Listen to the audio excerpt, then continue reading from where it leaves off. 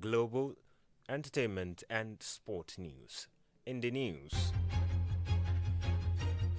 House of Representatives begin probe into presidential CNG initiative implementation. FCT Minister Nyesom says no government can solve all problems. WAEC releases 2025 WASC results.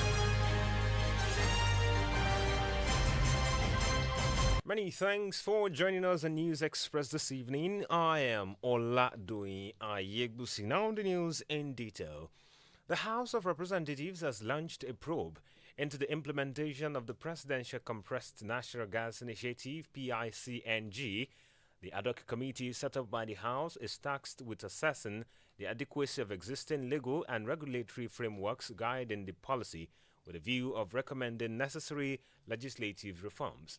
This ad hoc committee has the mandate of the House to evaluate the status of the CNG policy implementation, interrogate the processes, and identify bottlenecks. More importantly, it is to ensure that the policy is being pursued in a manner that is transparent, safe, viable, and ultimately beneficial to the Nigerian people.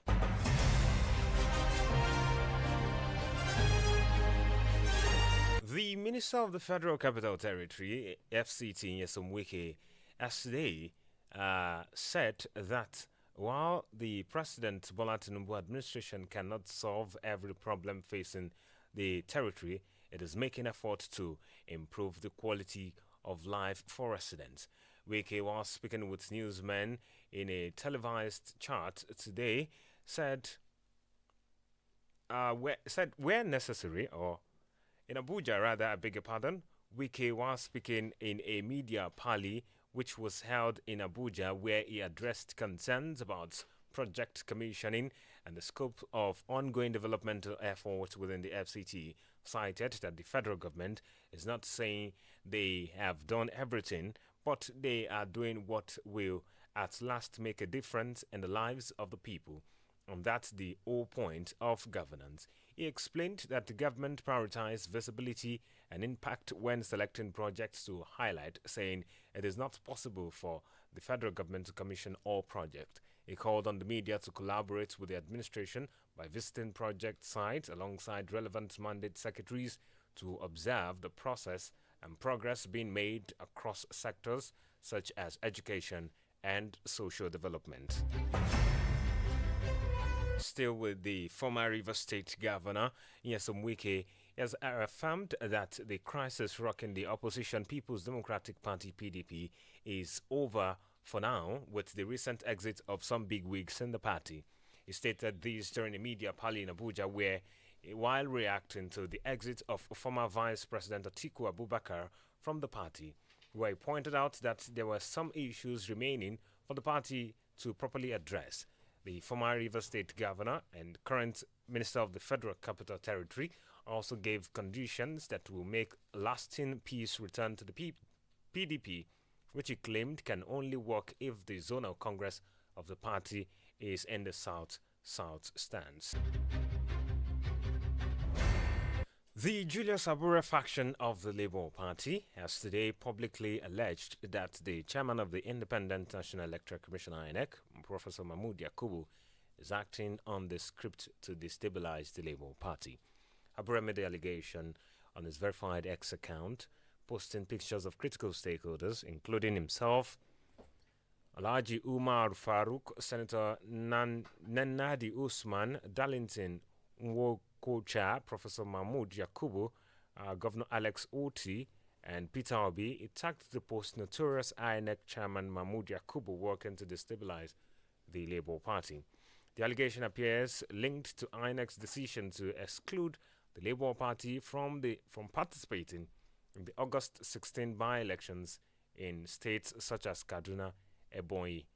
The special advisor to the president on media and on new media, Olusegun Dada, has said that the All Progressives Congress (APC) will continue to emerge victorious in elections against the opposition with effective media strategy. Dada stated this in a televised interview today. Said that the media team of the president adopted an effective digital strategy that made the former Lagos State governor, who many thought was unelectable, win the 2023 presidential election. We, as a political party, were able to use our digital strategy as part of our overall strategy to win the incumbents in office. And not only that, we were able to ensure that we elected a president that people initially said was inelectable. We elected him, and we have continued on that trajectory. In the run-up to the 2023 elections, we were able to sell and push our candidates in spite of the noise, in spite of the lies, in spite of the distractions. The side further stressed that supporters of opposition leaders were averse of criticism and victimized those who corrected them. In the meantime, the Minister of Work, Dave Umahi, has said that 2027 Igbo presidency is not achievable, adding that the Southeast Zone will resist any darkening council without knowledge to deceive the people into believing that Igbo presidency is achievable in 2027.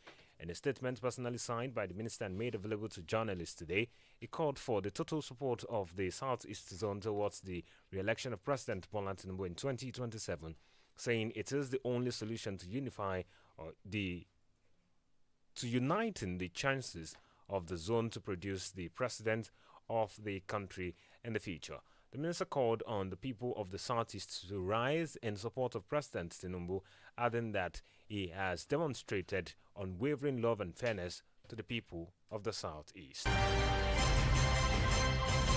Meanwhile, a public affairs analyst, Mr. Oladoyin, has criticized the Bola Tinubu-led administration as elitist and disconnected from the masses. Speaking today on Adamimogo FM's Current Affairs show, Oladoyin said the government's focus on big-ticket infrastructure like airport and coastal roads does not directly impact the lives of ordinary Nigerians, arguing that such funds could better serve by fixing road across the south.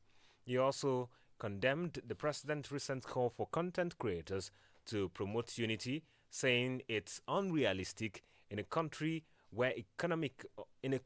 economical with truth. Oladoyin noted that poverty has made it hard for creatives to be objective, especially in a system where their earnings far exceed that of civil servants. A government that is economical with the truth. How do you find out what is real before you go to create your content? The spokespersons of the president will either economize the truth or do propaganda rather than coming up with the truth. The poverty in the land will not allow the content creator to be realistic. A lot of people are taking to content creation today, but that's the only thing. Oloja what you like.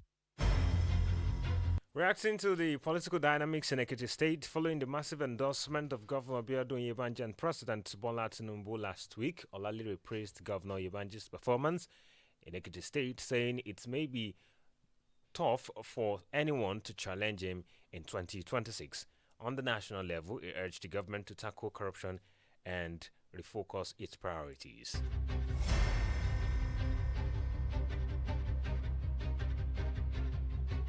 The National Universities Commission (NUC) has granted approval to Bamidele Olumilua University of Education, Science and Technology (BOST) Ikere-Ekiti to run 7 additional undergraduate degree programs. BOST Public Relations Officer Temitokwe Akimbosoye, in a statement made available to newsmen in Ikere-Ekiti today, listed the programs as BSc Data Science, BSc Public Relations, BSc Advertising, BSc Broadcasting, BSc Journalism, BSc Brewing Science, BSc Crop Science. Akimbosoye stated that the programs would run effectively from 2025-2026 academic session. According to him, the information was contained in a letter dated 28th of July 2025 and signed by the NUC Acting Director of Academic Planning, Abubakar Gari.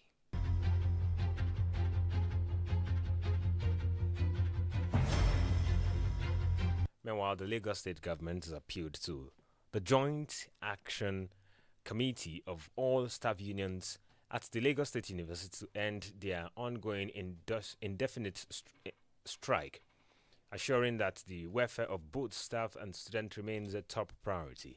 In a statement made available by the Director of Public Affairs at the Ministry of Tertiary Education, Mahmood Hassan, The state government acknowledged receiving several former correspondents from the striking unions on the matter. However, the appeal was made today as academic and administrative activities at the institution continue to suffer disruption upon the commencement of an indefinite strike last week over unresolved welfare and salary grievances. You're still listening to News Express on Adamimogo 107.7 FM. Olojudo's Palace Doekiti. Coming up next, WAEC releases 2025 WASC result. Please stay with us. It is another refreshing time and the outpouring power of God as Christ Apostolic Church, Grace of Mercy Prayer Mountain, Adamimogo, Jesus City, presents Sure Mercy of David, a yearly fasting and prayer program where God is set to heal the sick, deliver the poor, set the captives free, and save the lost. Sure Mercy of David comes up in the month of August, every Friday to Sunday, each week in the month of August 2025, as God will be using his anointed servant, Prophet Sam Olualo Baba Adamimogo, and many other great anointed men of God. Many spiritual singers will be ministering in song as well. Venue CAC, Grace of Mercy Prayer Mountain, Adamimogo, Jesus City, Elamija Village, Lekki Epe Expressway, Lagos State. For one-on-one counseling with Prophet Sam Olualo, register at JesusCityRadio.com. Sure Mercy of David. Don't miss it.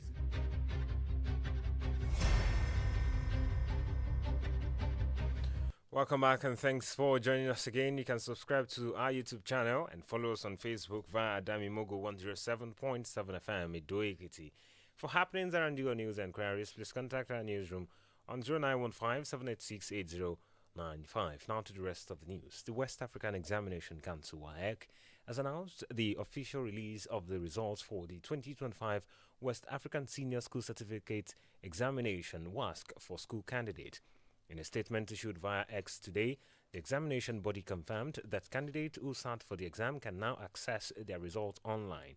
Candidates are advised to visit the Council's results portal to check their performance. The chairman of the Board of Trustees at Wadata Media and Advocacy Center, Zubai Idris, has attributed political intimidation to the recent shutdown of a radio station in Niger State by the state government.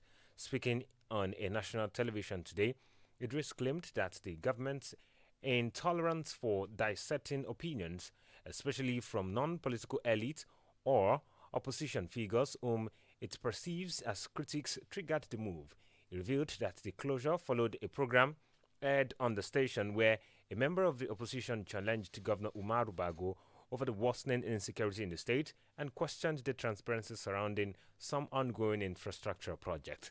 The chairman further disclosed that the guest also mentioned former Federal Inland Revenue Service FIRS boss Mohammed Nami, describing him as a credible contender for the governorship seat in the 2027 election. If somebody came with some of the points trying to checkmate the public officers, is being perceived as a criticism of the government. Somebody, a member of opposition, during the flagship program of Badegi Radio, was challenging the governor, also tried to see most of the projects being supervised, and he questioned the Niger food, and he capped it all and said that in the coming general elections, that is the former FIRS boss, Mohammed Nami, that he should come out and challenge Umar Mohammed Bago. Idris further condemned the revocation of the radio station's license by the governor, stressing that only the National Broadcasting Commission, NBC, has the legal authority to sanction or revoke licenses of media houses.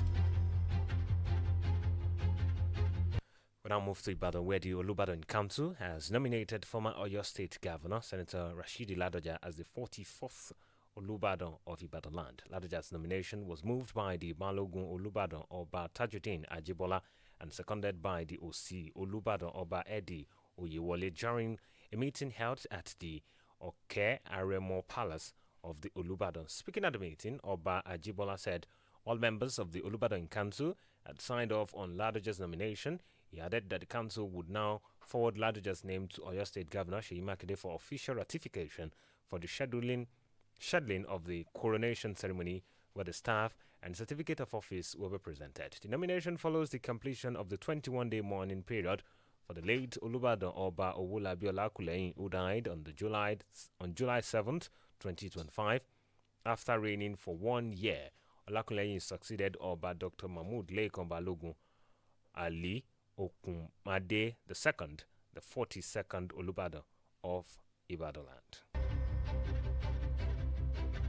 Still in Oyo State, the Oyo State Environmental Mobile and Tribunal Court has convicted 13 individuals for operating unlicensed diesel sale businesses in the tollgate axis in the state capital, Ibadan, without permits from relevant regulatory authorities. The presiding judge, Adio Jubril, announced this during the proceeding held today at the premises of the State Road Traffic Management Authority in Ibadan. The judge fined each defendant 200,000 naira each, or in default, a 5-year prison term for engaging in hazardous waste-generating activities in violation of the state environmental laws. The judge further noted that the sale of diesel and petroleum products without proper authorization poses significant environmental and safety hazard and attracts serious penalties under the state environmental laws and regulation.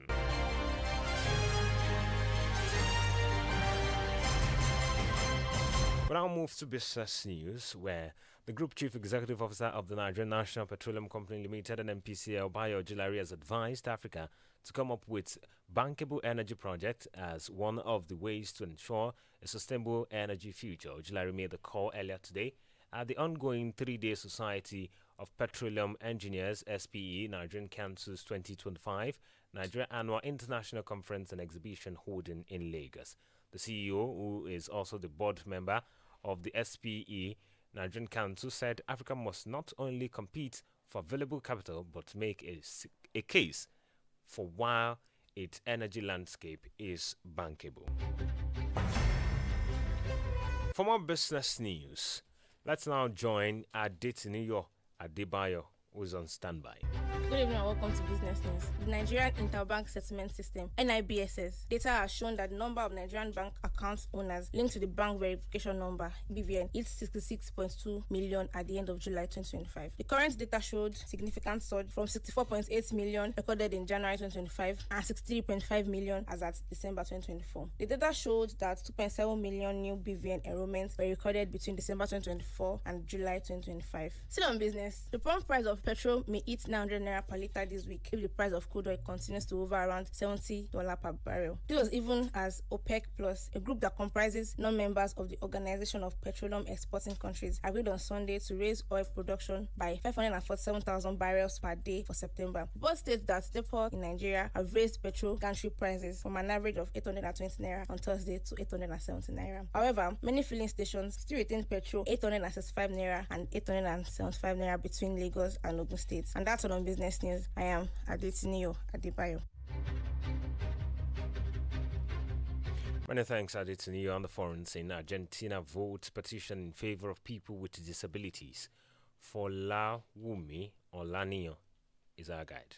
And welcome to the foreign scene. Argentina President Javier Milei has vetoed a pension boost and a bill strengthening protections for people with disabilities. The bill, which lawmakers had passed in July, was vetoed today by the president, who stated that the bill puts fiscal balance at risk. In his words, I quote, "The administration of public resources must be carried out in a responsible manner and in accordance with public purposes and the principle of good administration." End of quote. Still on foreign news, South Africa has outlined support measures for local companies that will be hit by a 30% US tariff this week, including exemptions from some competition rules and financial support facilities. The government also dismissed speculation that its failure to negotiate a lower tariff was because of its local affirmative action policies, which US President Donald Trump has criticized. Furthermore, the officials say the US tariff could cause tens of thousands of job losses, especially in the agriculture and car-making industries, as Trump pushes to reshape global trade in favor of the United States. That's all on foreign news. I am Olawumi Olaniyan. Thank you, Olawumi. In the showbiz world, Nigerian rapper Olamide says it is easier to be a music executive than artist. Let's join Victoria Banwo for that story.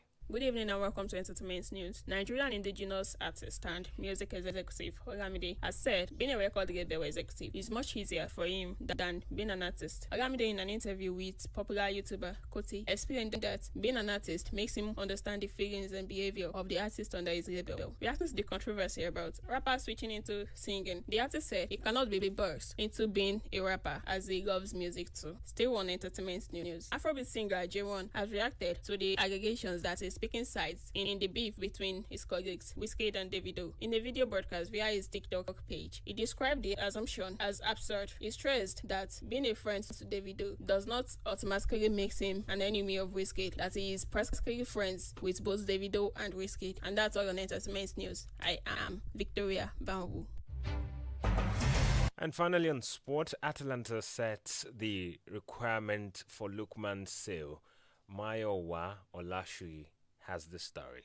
Good evening and welcome to Sports Updates. Atlanta CEO Antonio Pecasi has shed light on the ongoing transfer situation regarding Super Eagles forward Ademola Lookman. Pecasi revealed that a pact was established a year ago when the club turned down a substantial offer of 20 million euros from Paris Saint-Germain. Pecasi stated the pact with Lookman was made 1 year ago when Atlanta rejected 20 million from Paris Saint-Germain, and they told him he will be allowed to leave in 2025 for a super top club and not based in Italy. With growing interest from various European clubs, including Inter Milan, Atlanta faces a crucial period as they navigate the transfer market while holding firm to their agreements. Still on sports, Kwara State Governor Abdurrahman Abdurrazak has approved 5 million reward for each player and technical crew of Kwara United Football Club for winning the 2025 Confederations Cup. The Harmony Boys defeated Apakaliki FC 4-3 on penalties in the final of the competition in June. It is the first time Kwara United will be winning the oldest football competition in Nigeria. However, the Ilorin club will feature in the Confederation of African Football (CAF) Cup next season as part of their reward for winning the President Federation Cup. The preliminary draw for the CAF Confederation Cup we hold this month. And that is all for Sport News. My name is Mayowa Olashui.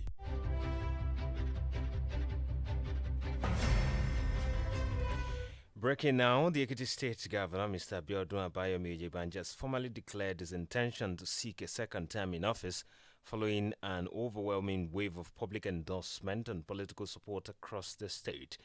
As made available by a statement or in a statement by the Chief Press Secretary to the State Governor, Oyebanji, who made his intention known today during a meeting with members of the Central Working Committee of the APC, held at the party secretariat in Ado-Ekiti, cited the need to consolidate on the gains of his first administration and to continue delivering quality governance, and as well as to encourage the overwhelming support he has received across the state, which include traditional rulers, professional bodies, civil servants, artisans, youth group, market women, driver unions, and political leaders across party lines. We'll bring you details in our subsequent bulletins. And to end the News Express this evening on Adamimogo 107.7 FM, let's go through the highlight again.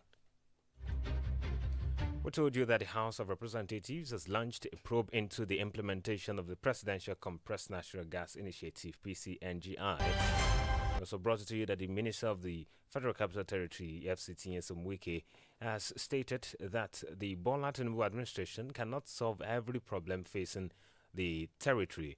It is making efforts to improve the quality of lives for residents. And finally, we reported that the West African Examination Council, WAEC, has released or announced that the release of the results for the 2025 West African Senior School Certificate Examination, WASC, for school candidates. And that's News Express this evening on Adamimogo 107.7 FM, Ado-Ekiti, on behalf of the production crew, led by Mayowa Olashui. I am Oladoyin Ayegbusi. Many thanks for listening. Good afternoon.